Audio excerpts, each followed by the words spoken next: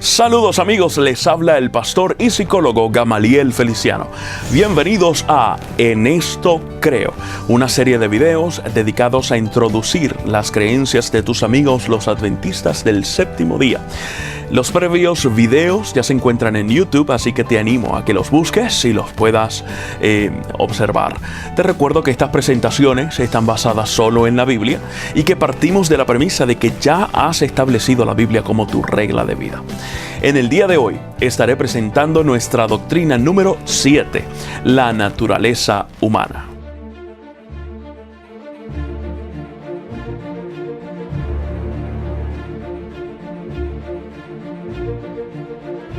Dios, después de usar su palabra para crear y organizar la tierra, las plantas y los animales, decidió que crearía al ser humano de una manera diferente.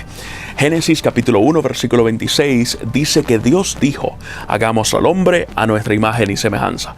La Biblia nos indica que el hombre fue creado o formado del polvo y luego Dios sopló sobre su nariz aliento de vida y el hombre fue un ser viviente o un alma viviente.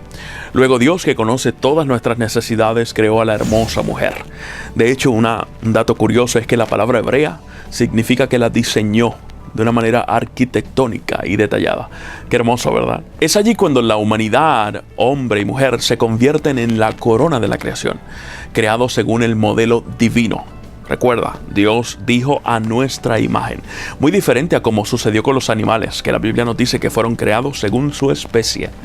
Adán y Eva, y por lo tanto nosotros, somos muy diferentes a los animales, porque así lo decidió Dios. Lucas le llama a Adán el Hijo de Dios, en el capítulo 3, versículo 38. Así que eso nos dice mucho. Comienzo narrando esta parte de la creación porque para entender cuál es nuestra naturaleza o la naturaleza del hombre y lo que esto implica en cada una de nuestras vidas, debemos conocer cómo fuimos creados, según presentado en la Biblia. Lo primero que quiero resaltar es esa ecuación que es presentada en Génesis capítulo 2. Formó pues el Señor Dios al hombre del polvo de la tierra y sopló en su nariz el aliento de vida, y fue el hombre un alma viviente. Es decir, elementos de la tierra más soplo de vida es igual a un alma viviente, o en hebreo el nefesh shaya, es decir, un ser que respira. Nota que el Génesis dice fue un alma viviente y no que se le entregó un alma al hombre. Es muy diferente. Nosotros somos un alma. No es que tenemos un alma como si esta fuera una entidad aparte. Somos un alma viviente. Job se refiere a ese aliento de vida como el soplo del Omnipotente. En el capítulo 33, versículo 4 de Job dice: el Espíritu de Dios me hizo y la inspiración o el soplo del Omnipotente me dio vida. Nuevamente, Nefesh Shaya en hebreo en el Antiguo Testamento, mientras que en el Nuevo Testamento la palabra griega equivalente es suje. Personalmente prefiero cómo el griego en el Nuevo Testamento utiliza esta palabra y cómo nos ofrece ilustraciones varias de lo que implica la palabra suje o alma. Por ejemplo, en varias ocasiones es traducida como vida o persona, o incluso se usa como un pronombre. Cuando dice mi alma, tu alma, vuestra alma, lo que está diciendo realmente es yo, tú, vosotros, etc. Como un todo, como un ser vivo. Y así hay otros usos para esta palabra, pero nunca en el sentido de un alma como algunos la interpretan. Es decir, como algo extra que no es parte de mí o de mi cuerpo y que tiene, digámoslo así, vida propia.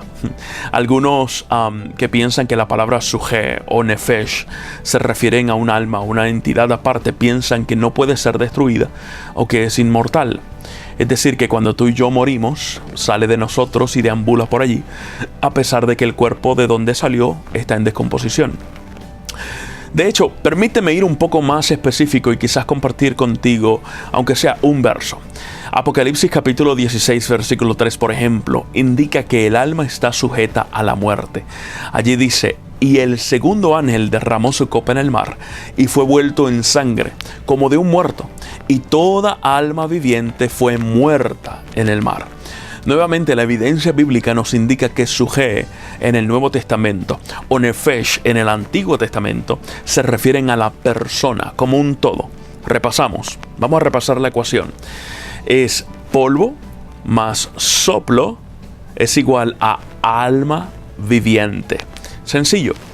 Hay mucho más que estudiar sobre este punto, pero quiero enfocarme en otra dirección, así que te invito a que estudies por tu cuenta, a que tomes el tiempo para sentarte con la Biblia abierta, con amigos y familiares, e incluso en nuestra iglesia estamos disponibles para conversar más sobre este interesante punto. Ya vimos cómo fuimos creados. Ahora, ¿qué tal la expresión a nuestra imagen y semejanza? Primero hay que resaltar que no es igual a Dios, sino a su semejanza. Entonces, cuando hablamos de lo que nosotros en nuestra mente finita podemos definir como un cuerpo físico, la Biblia nos señala varias características. Dice, por ejemplo, que Moisés se negó a ver su rostro, el rostro de Dios, pero vio su espalda. Que Daniel lo ve como un anciano de días. Que Pablo lo describe a Jesús como la imagen del Dios invisible, y así por el estilo. Encontramos como Dios, que es un ser personal, posee una forma personal también.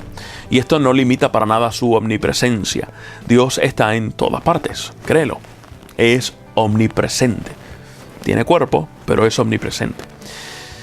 Pero ese no es el único punto en el cual Dios creó al hombre a su imagen y semejanza. Dios también nos dio de su moral, la capacidad de amar. Adán y Eva fueron creados con el deseo de ser leales, pero al mismo tiempo libres para escoger. Dios nos creó con el deseo de establecer relaciones porque Él es un Dios relacional. Pero ese no es el único punto en el cual Dios creó al ser humano a su imagen y semejanza. No es solo lo físico. Dios nos dio de su moral también, la capacidad de amar. Por ejemplo, Adán y Eva fueron creados con el deseo de ser leales, pero al mismo tiempo libres para escoger. Dios nos creó con el deseo de establecer relaciones, porque Él es un Dios relacional. En Génesis capítulo 2, 18 dice, no es bueno que el hombre esté solo. Nos creó también con la capacidad de administrar, de ser mayordomos. En Génesis capítulo 1, versículo 28, Dios le pide a ambos, a Adán y a Eva, que administren la tierra, que se enseñoreen sobre los demás seres vivientes. Era su responsabilidad cuidar de lo creado. En Salmos 8, 5 y 6 dice, le has hecho poco menor que los ángeles y lo coronaste de gloria y de hermosura. Le hiciste señorear de las obras de tus manos. Todo lo pusiste debajo de sus pies. Y adicional a todo esto, Dios nos creó inmortales. Lo único es que esa inmortalidad es voluntaria y por lo tanto también condicional. Era decisión de Adán y Eva el continuar con esa inmortalidad, al practicar la obediencia, lo cual era parte de su naturaleza al ser creados. Para Adán y Eva el obedecer, el estar con Dios, era algo natural, tan natural como es el respirar para nosotros hoy día. Sin embargo, ya conocemos muy bien la historia narrada, especialmente en el capítulo 3 de Génesis. Sin embargo, ya conocemos muy bien la historia narrada, especialmente en el capítulo 3 de Génesis, pero mencionada en el resto de la Biblia. Adán y Eva sucumbieron ante la tentación de Satanás, el ángel caído que inició este conflicto universal y que atacó el carácter de amor de Dios. Desde la desobediencia del hombre y la mujer, el pecado entró en este mundo y con el pecado entró la muerte. Esto porque el pecado es principalmente separación de Dios y separados de Dios no hay vida. Lo maravilloso de esto, familia, es que Dios en su infinita sabiduría y conocimiento ya tenía un plan. Pedro en su primera carta, capítulo 1, versículos 19 y 20, dice de la siguiente manera: Cristo ya había sido destinado para nuestra salvación desde antes de la fundación del mundo. Glorioso, ¿verdad? Se trata de una promesa de Dios. La promesa de que Jesús mismo sería el pagador estaba allí presente. Él nos dio su vida. Tomó lo que nos correspondía, es decir, la muerte, la paga del pecado, para que nosotros pudiéramos disfrutar de su vida. Y en eso estamos ahora, familia. En eso estamos ahora, hermanos y hermanas. Estamos disfrutando de la vida de Jesús, aunque no a plenitud. Muy pronto, dice la Biblia, que Jesús vendrá y que tú y yo seremos glorificados. En ese momento, la vida como la conocemos hoy no será más, porque esta vida aún está sujeta a la muerte. Sufrimos la muerte. En ese momento en que Jesús establezca su reino permanentemente aquí en la tierra, esa muerte dejará de ser. ¿Me escuchas? No más muerte, no más dolor, no más enfermedad, no más llanto. Mientras eso sucede, tú y yo estamos en una lucha espiritual. Es como si tuviéramos dos leones, uno bueno y uno malo. Nosotros decidimos cuál de ellos alimentar. El león bueno es alimentado cuando caminamos con Jesús, cuando procuramos conocer de su amor a través de la lectura de la Biblia, la oración, el compartir con otros cristianos y al hablarles del amor de Jesús a otros que viven sin esperanza. Así que mi exhortación para ti hoy es: comienza hoy a alimentar el león adecuado. Será hasta la próxima. Dios te bendiga y recuerda que en esto creo.